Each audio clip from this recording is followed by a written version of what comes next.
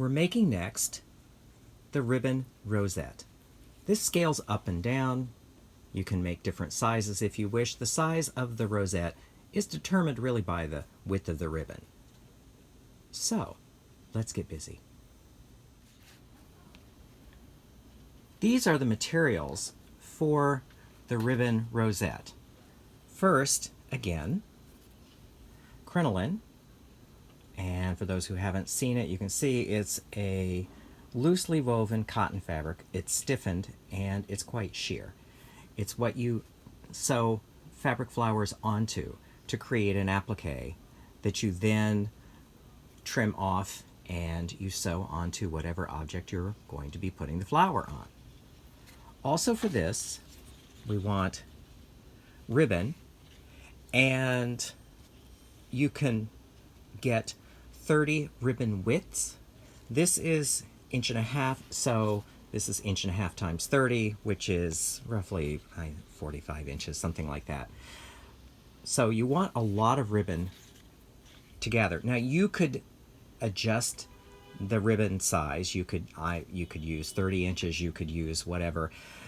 When you see how this flower is made up, you then can decide how much ribbon you want. Then of course scissors, thread. So these are the materials. Before we begin, you can see that I cut the end of the ribbon in a curve. This is going to make it so that you don't have any weird points sitting up when you finish your flower. So we're going to start by sewing a running stitch.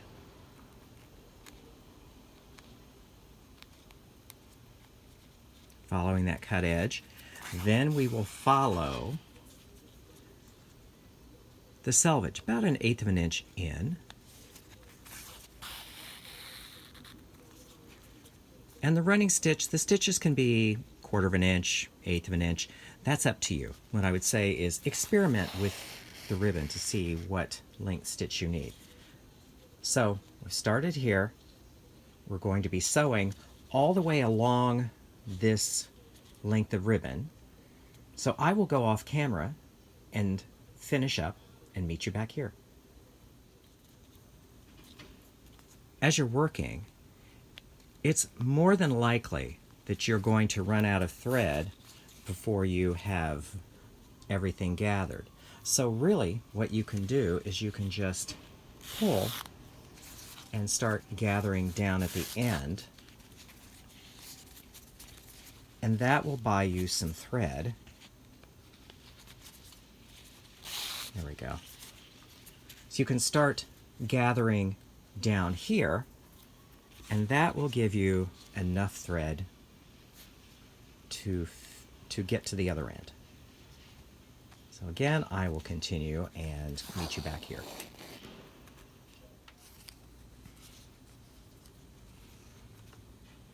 Okay, we're almost finished.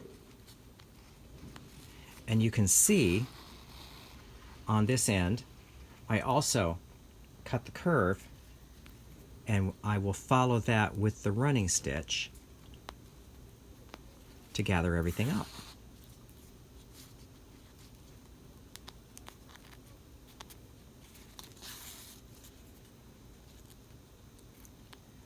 Okay, we're at the end here. Now this is where we want to pull it, slide everything down,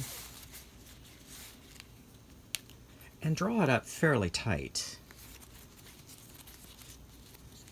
And you want it fairly consistent. That it's kind of turning into this little curly thing, don't sweat that. That is, that's as it should be, and you can sort that out later. So now what I want to do here is stitch a few times in place to secure the thread so nothing unruffles. I don't know that's a word, but unruffles. Yeah. Okay, so now I have secured this. We don't cut the thread because the next step is going to be stitching the ruffle to the crinoline. Here we have the crinoline. So you want to anchor the end a few times so that it stays put. And then, that's what that looks like. Then you're going to put the needle in the crinoline. You want the needle on the underside. And then you just start stitching this down. Now you can wind this clockwise, you can wind this counterclockwise. That is entirely up to you. You are the designer here. And so every so often, you just wind, you keep turning the work. And I find that I like to come in from this side when I'm stitching. I think it just works better.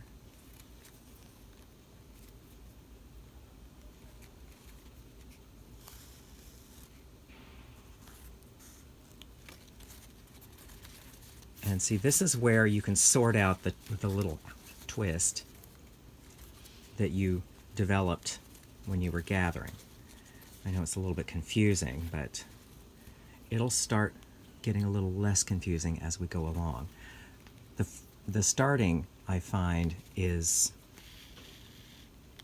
where you have to get everything sorted out. But once you have the first row turned and you start stitching the second and beyond, things tend to make a little more sense. So there again. Now, I've said it before in other video lessons, you would color match your thread to your fabric. I'm using the black thread here for demonstration purposes. And I'm going to make you watch this for a little bit because, you know, it's good to see that there is a little bit of, I don't want to say struggle, but struggle. There's a little bit of a struggle to get this, there we are, to get this sewn. And the stitch basically is a felling stitch. You just come up and catch the edge of the ribbon as you're going around. The stitches can be as close together as you feel necessary to make this secure.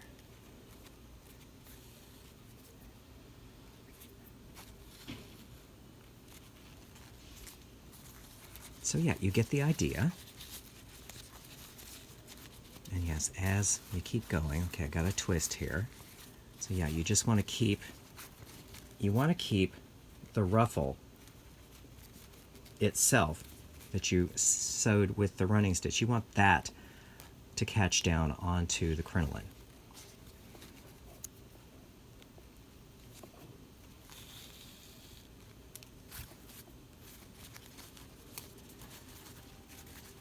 But you see now, as it's growing, as we're getting further out, it's a little easier to manage, partly because the flower is bigger, partly because you have less ribbon ruffled up to wrangle.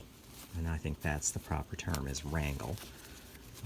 That's okay. So again, let that sitting on the crinoline. I'll probably put 2 stitches there.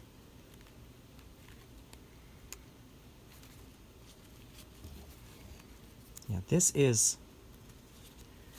you know, explaining it is a little difficult after you've made 1 or 2. It's not quite that difficult, but the first 1 or 2 take a little practice. Now, a little trick on keeping your thread from knotting, which I did not do, and I think it's good to tell you this so that you will learn from me. Iron your thread. I know it seems like a fiddly thing to do, but I'm a very big advocate of ironing your thread. Some people wax the thread. That also works, but my big issue with waxing thread for hand sewing is if you're sewing with silk, you could leave some wax spots on the silk if you press it. You may not be pressing these, but still, just something to be aware of. And okay, we're almost done. I know I'm just going to continue on. I'm not going to stop and wait till the end. I want you to get the entire full experience so you can also see how long it took me.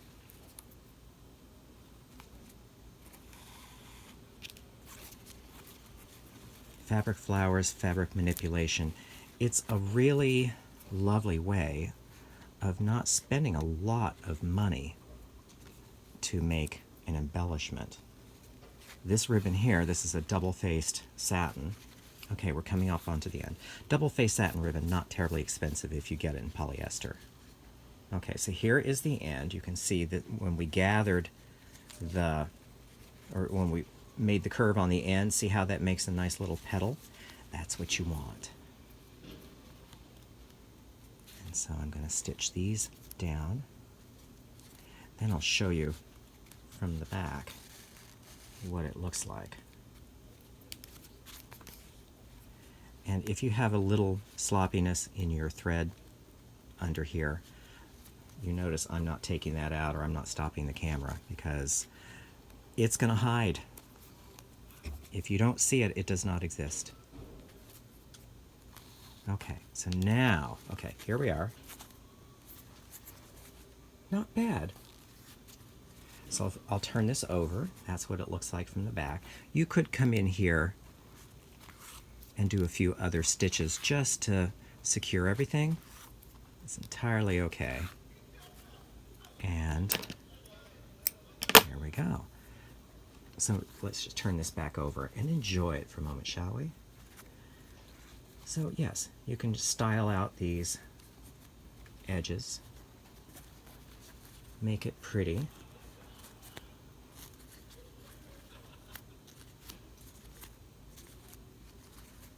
There we go. Next, gluing the back.